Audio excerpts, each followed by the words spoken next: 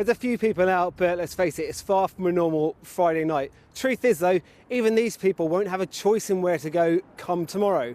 But while the Prime Minister is shutting all the bars, the Chancellor is opening the nation's purse strings, and he's opening them wide. And let's put it into context, it's only 9 days since his coronavirus budget. It's only 3 days since he announced a financial boost to the UK economy of £350 billion. And that still wasn't enough. Late last night, he was acutely aware of this, late last night he was locked in talks with business leaders, with union leaders, and they were demanding, they still weren't too sure what they were going to get out. This afternoon, they found out. The government came out and they announced a mantra we're going to hear much more of over the coming year. They will do whatever it takes. It was always a case of when, not if, really. There may be few people on the streets, it's still few too many. And so today, the inevitable, but on a scale far greater than most expected. Following agreement between all the 4 nations of the United Kingdom, all the devolved administrations, we are collectively telling cafes, pubs, bars and restaurants to close tonight as soon as they reasonably can, and not to open tomorrow. Nightclubs, theatres, gyms, leisure centres also shutting down, and the Prime Minister warned there should be no last hurrah. Listening to what I have just said, some people may of course be tempted to go out tonight, and I say to you, please don't. But the trade-off for the health of the nation so far has been trade itself, and thousands of companies are staring into the abyss, even ones that have stood strong for 4 generations. And this is Mother's Day weekend. I'm guessing that's normally quite a big one for you. Yeah, we should be absolutely packed, and we're at 20% occupancy. The empty restaurant, the untouched keys, the beds that don't need to be made can only last so long. We've got people who've been here 30 years. You're working here for 30 years. And are you looking at having to let them go? Possibly. How do you feel about that? It's very hard. It's very hard. Jobs and income. But in answer to the tears spilled all over the nation, today came a raft of financial measures from a fledgling Chancellor on an unprecedented scale. Rishi Sunak began this afternoon by detailing his coronavirus job retention scheme. Any employer in the country, small or large, charitable or non-profit, will be eligible for the scheme. Employers will be able to contact HMRC for a grant to cover most of the wages of people who are not working but are furloughed and kept on payroll rather than being laid off. Government grants will cover 80% of the salary of retained workers, up to a total of £2,500 a month. I am placing no limit on the amount of funding available for the scheme. And there was more. I am deferring the next quarter of VAT payments. That means no business will pay NA VAT from now until the end of June, and you will have until the end of the financial year to repay those bills. That is a direct injection of over £30 billion of cash to businesses, equivalent to 1.5% of GDP.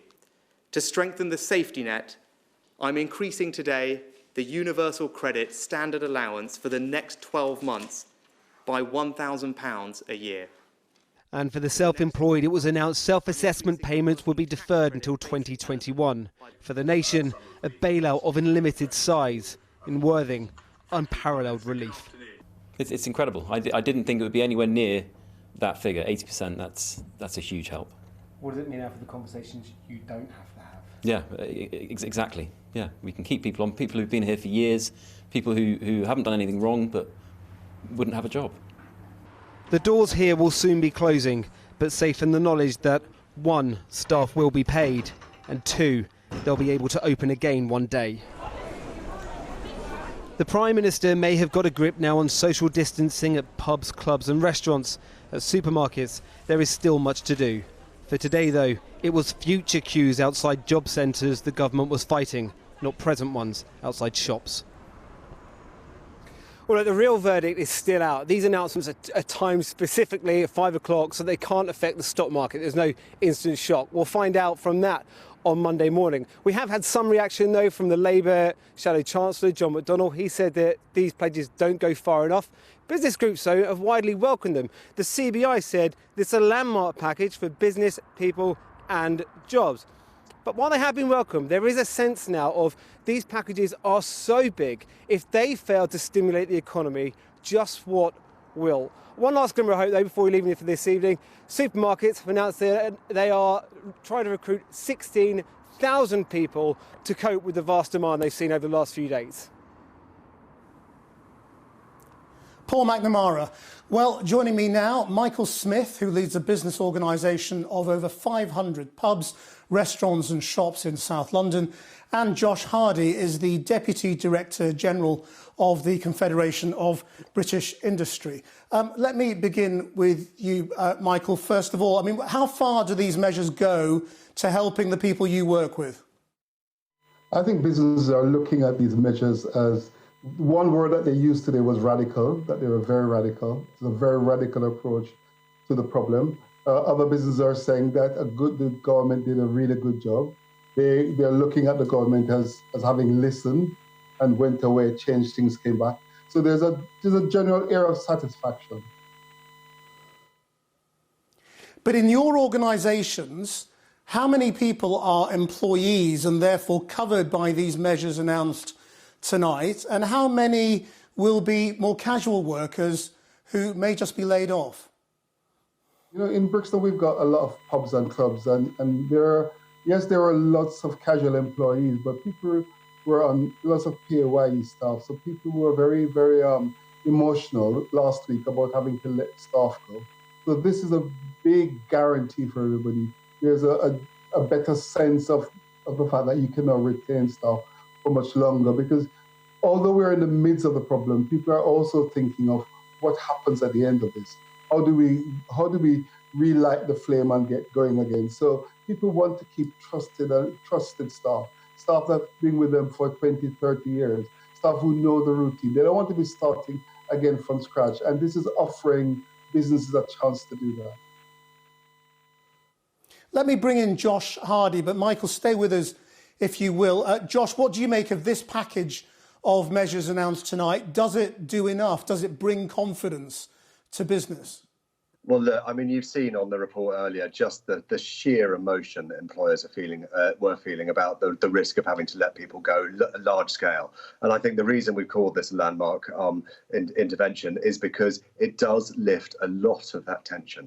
The number of employees and employers, number of businesses that I've had on the phone since that announcement saying, this enables us to keep people on. It was absolutely critical. You have to understand the scale of things that were coming to realise just how important this is. Now, of course, it doesn't solve anything. I'm not sure anything. It doesn't solve everything. I'm not sure anything can at the moment. But it makes a really big difference. And it is the beginning of us planning our way out of the other side, building in that economic resilience and minimising, wherever possible, the impact on livelihood. So it's very, very welcome.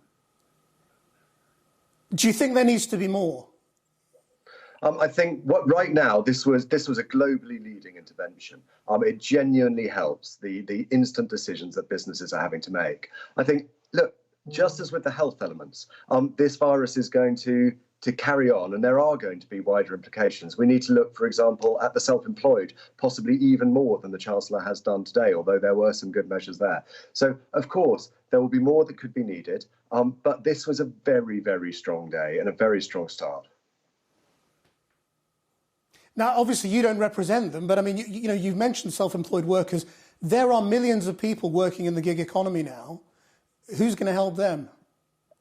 Well, I think this did help the self-employed to a large degree by suspending the minimum income floor. But yes, it may be as we move through that more is needed. It's very, very complicated. As I say again, the scale of the crisis here, not just in the UK, but around the world, means it's not going to be possible to make sure everything is okay. But this was a big step forward. What it's done is it has helped business and government to really work hand in hand. We've been hand in glove with the Treasury for the last few days trying to work this out. If we carry that on, then I think we will be able to be more confident that we can solve those additional issues in the future. People have been asking for VAT to be written off for a period. Tonight we heard that it will be deferred, but the bills will still have to be paid over time. You know, could the Chancellor do more on that? Look, cash is king at the moment, and I have to say deferring VAT makes a huge difference because, yes, accessing loans is available, but that can be difficult. Yes, the income support element, but it will take a little bit of time to come through. So freeing up that cash at the moment is vital. Now, it is a deferral, but that, believe me, that is good, and that will make a difference. Of course, we can talk about could it be more, could it be grander, but the amount of money that has been invested just now, I think we've got to take what we've got and use that to protect people's jobs, because that's what every business is focusing on at the moment. Let me put that back to Michael Smith. Now, we said you represent about 500 organisations. Do you think they're going to stay in business as a result of the measures announced so far? Or do you think there will be closures? There will be closures, I'm sure there will be, but it's giving more businesses a better chance to stay in business. There are some big takeaways today. Deferred rent, deferred VAT. So these are some of the things that they're looking at. There's more to think about. People have to think about insurance. It's not clear about insurance.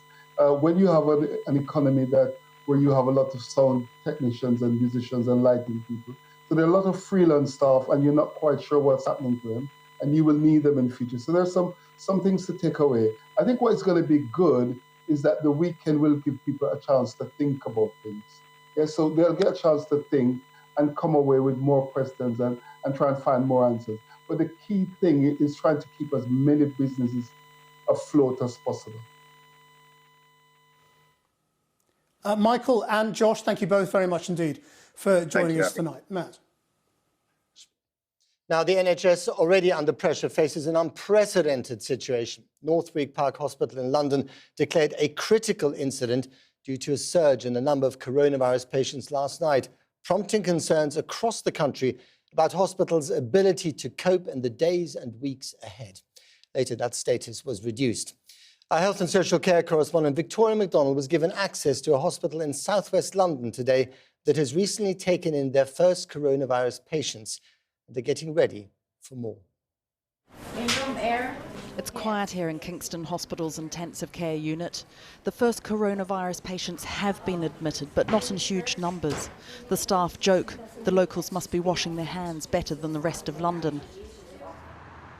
Yet they are looking to just a few miles up the road to Northwick Park. Last night they declared a critical incident. They had no more space. They had to ask for help. Kingston is preparing. We've been in close communication, actually. Italy are providing information through social media to warn us to get ready and prepare for this eventuality where we've got to have this huge surge in capacity in intensive care beds. They've divided this intensive care unit in half. Through that window are 5 patients with COVID-19, a disease nobody had heard of just a few weeks ago, a virus that hadn't been identified just months ago. Now it's here, in southwest London, at Kingston Hospital. They've had 18 patients so far. 1 had to be transferred to the Royal Brompton to be put on ECMO for heart and lung support. We've been granted exclusive access to this phase 1 part of their COVID-19 escalation plan. This is an ICU bed with the ventilator. They have 15 of these. We could surge to 35 ventilated beds at the moment as we stand, obviously with support of staff moving around and getting additional staff in as well. Is that enough? 35 ventilators. We're being asked to prepare by the network to super surge, and if we're looking at our plans at the moment, it would be to try to super surge to about 94 ventilated beds. That means getting the equipment in, of course, and they have been assured it will arrive. And they will need more staff who will also have to be trained for the different types of ventilation. What about the personal protective equipment? Are you worried about that?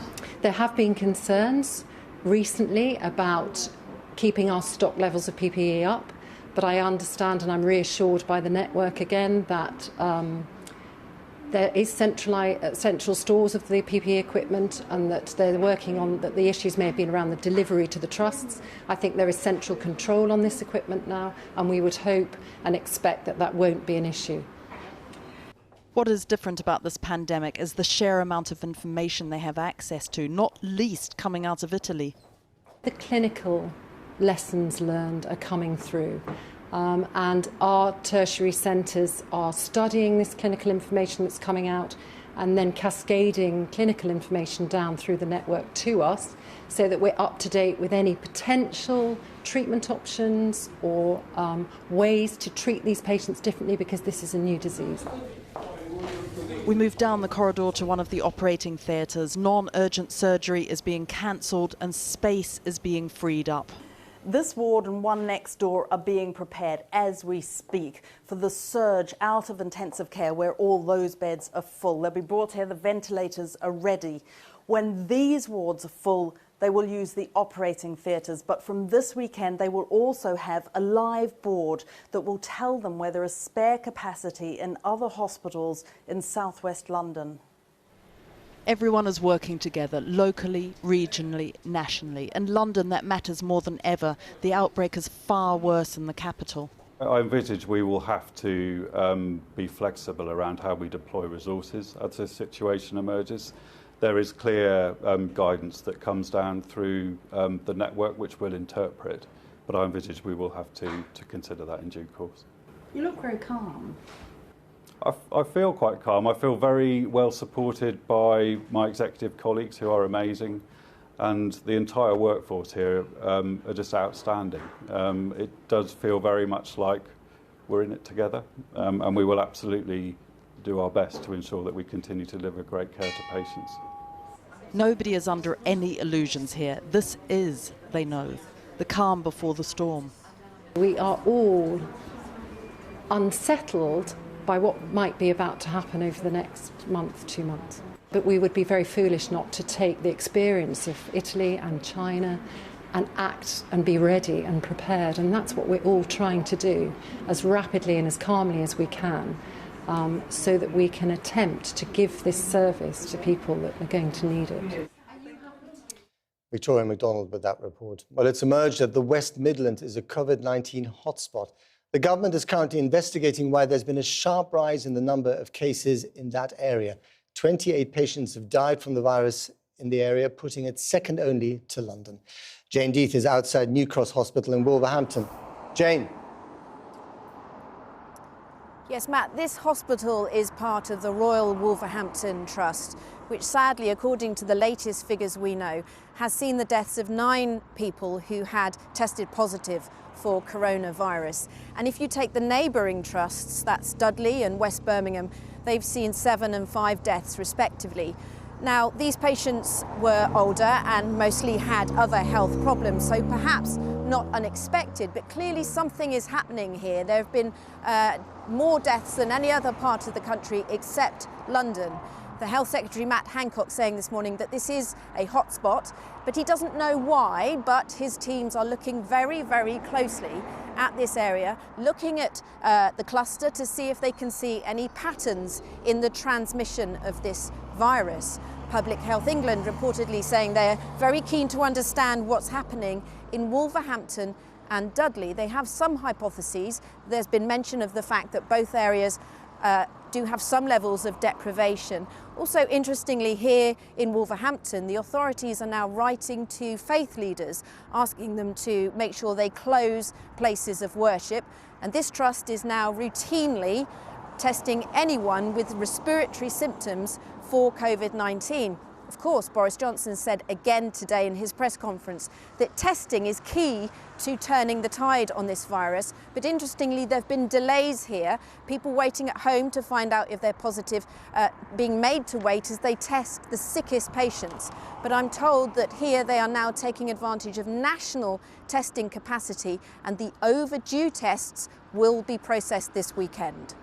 Jane Death, thanks very much indeed. Well, now to discuss the details of the advice being given to the government on how to tackle the coronavirus outbreak, here's Victoria MacDonald. Victoria, we saw some extraordinary preparation going on in that piece that you just sent. But what else have you learned today? Well, The government has all the way along promised to be open and transparent about the advice and the scientific modelling behind the reasons they are telling us to self-isolate or stand, 2 metres apart or whatever. And, I've never known anything like it. I mean, we have had really good access to really good information in the daily briefings. Today was all this mathematical and behavioural modelling. And what we learned is that social isolation measures might need to be in place for most of a year to control the spread, which is a bit depressing. But they did say, just to give you a little bit of hope, that some of the severity of the measures could alternate. So you have some of the strict and then ease up a bit. But this is an imprecise science. Even they would admit it. So we're talking about social distancing, school closures, household isolation, and saying that have to be kept in place for a long time. One other piece of advice is that they don't think that there's going to be any mass rioting, you'll be pleased to hear. And they said... That's a relief. Yes, I thought so. And then they said, actually, that what they will see is an escalation of altruism. But they also said public disorder amid epidemics is usually triggered by perceptions about the government response, and that puts a great weight upon the Prime Minister's shoulders. It's all about the words. Now, you told us that you're getting a lot of information, but there's some information you're not getting. Yes, we're very frustrated by this. What we have seen around the world, particularly from China and Italy, is daily figures of the people going into hospital, where they are in ICU. We have been asking for a week now, how many people in hospital, how many people in intensive care, how many in critical care wards, how many in wards, and they are just not telling us. And we feel we're not getting the full picture of what's happening in our hospitals. Victoria, thanks very much indeed. Well, joining me now from Colchester is Ruth May, who's Chief Nursing Officer of NHS England, and from Westminster, Goody Singh, an NHS doctor. Thanks both of you for coming on the programme. Let me start with you, Ruth May. I mean, when you've seen pictures of people going to the pub, going to the cinema, going to restaurants, and finally tonight they've been told that happy hour is over. Does it make you angry that these measures weren't put in place earlier? Well, first of all, let me say a big thank you to all of the staff that's working in every corner of this country, working very, very hard to provide the patient care that they need, but also for preparing for the surge that we know we're going to have. This is the greatest, the biggest global healthcare challenge that we've ever faced, certainly in my career and indeed probably in the history of the NHS. And so that's why today we have written out to former nurses and doctors to ask them to come back, because we need them in our NHS. It's also why the message is very clear for all parts. We've all got a part to play in this. The message is very clear. Please wash your hands. Please stay at home and use the advice and use the NHS with responsibility. But do you think that we've missed an opportunity here, that although these are, pretty comprehensive measures announced tonight, it should have happened perhaps a week ago or maybe even 2 weeks ago when other European countries were doing the same, and those 2 weeks could have allowed the virus to spread that much further? I'm very clear that we're taking the advice of very senior scientific guys and very senior medical and all clinicians in this, and I have absolute confidence in the advice of our Chief Medical Officer. But let's make sure that we all play our part in making sure that we wash our hands, absolutely stay private, and making sure that we use the NHS sensibly. Ruth, you mentioned the fact that retired nurses are being asked to come back and help, but are they worried about doing that when there simply isn't enough protective equipment around to keep them safe?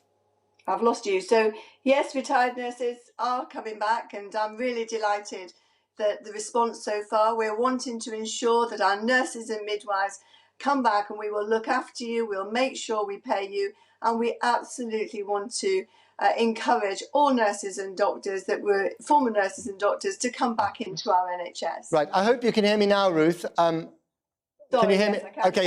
Yeah. The question really was, are you happy with the amount of protective equipment, not just for nurses coming out of retirement, but for all nurses? For protective equipment, PPE is really important for all of our staff. Absolutely important, and we're wanting to make sure we step up our delivery to ensure that all of our hospitals are have all of the necessary equipment in a timely manner. I know that our Secretary of State, Matt Hancock, announced earlier today that 150 lorries went to 150 hospitals overnight to ensure that they had that PPE. We are stepping up our offer, we're stepping up our actions to ensure that all people have the ability to have PPE. OK. Ruth, if I could ask you to stay there, I just want to bring in Goody Singh. Goody Singh, you just heard what Ruth May had to say. Are you encouraged by her relative optimism about the situation? I have to say that I'm not encouraged by what has just been said, and that's because the reality on the ground does not match what is being said up there in higher policy levels. And it's important to understand why this is. You know, it's terrifying being a health worker on the ground right now. And that's because actually, when it comes to PPE, for instance, it's not actually being delivered to us down on the ground. You only have to hear reports from my fellow colleagues from across the country who are treating COVID patients right now, and there are severe shortages of PPE right across the board. But more importantly than that, the NHS itself is just not ready to deal with the surge of patients that we are going to be expected to see. And more than that, as health professionals, we have not been equipped to be able to deal with what's coming. And I think that's what's really worrying about all of this. So do you think that we're going to look like Italy does today in 2 weeks' time? Absolutely, and really, we know what's happening. We've seen what's happened in China. We've seen what's happened in Italy and in Spain. To be honest, I think that what's been happening there will probably be on our shores within a couple of weeks, if not a matter of days. We've already heard that the caseload is doubling every few days. We are already at capacity in the NHS.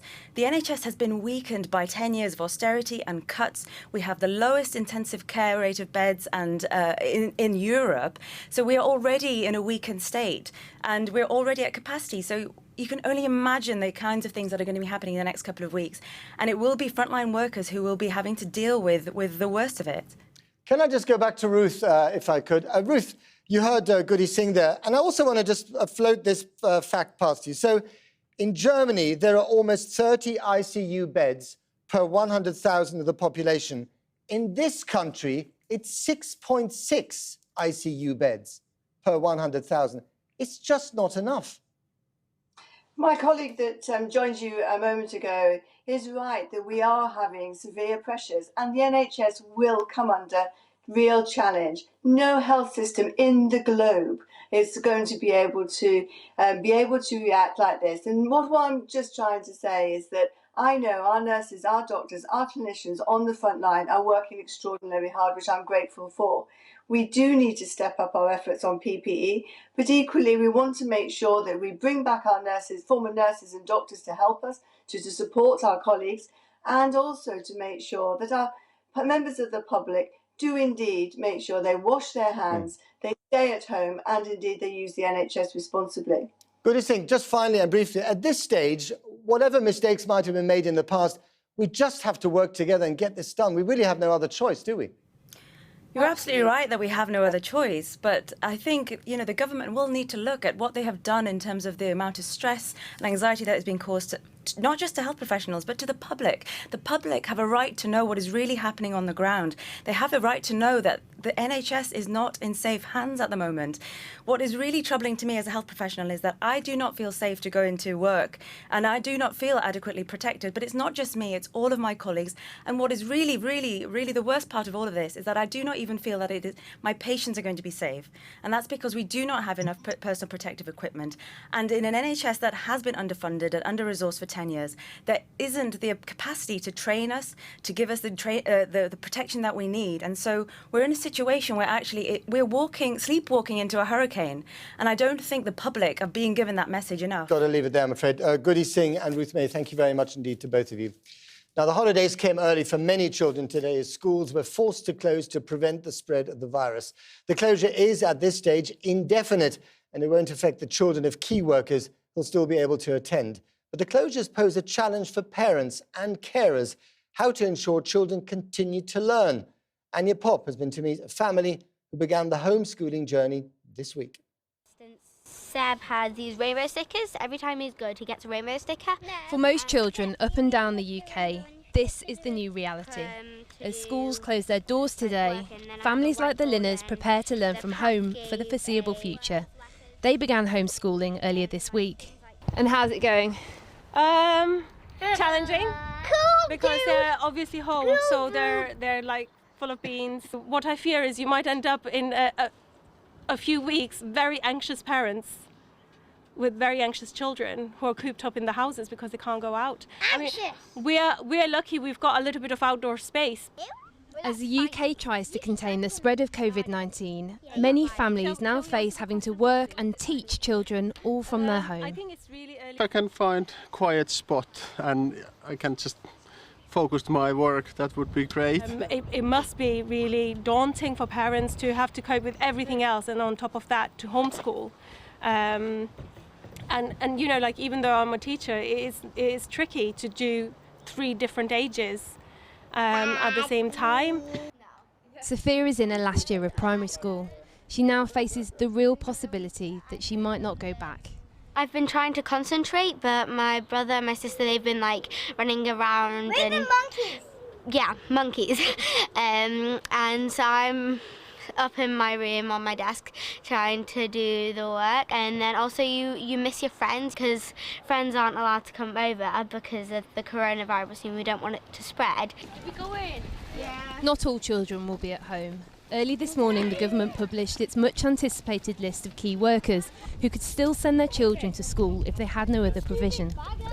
The list of key workers includes teachers and nursery staff, those working in emergency services or social care, in the production or distribution of food, people working in local or national government or in transport, charity workers, people working in banks or for utility companies, bin collectors, postal workers and funeral directors, a sobering nod to the reality of what we're facing. And the list goes on.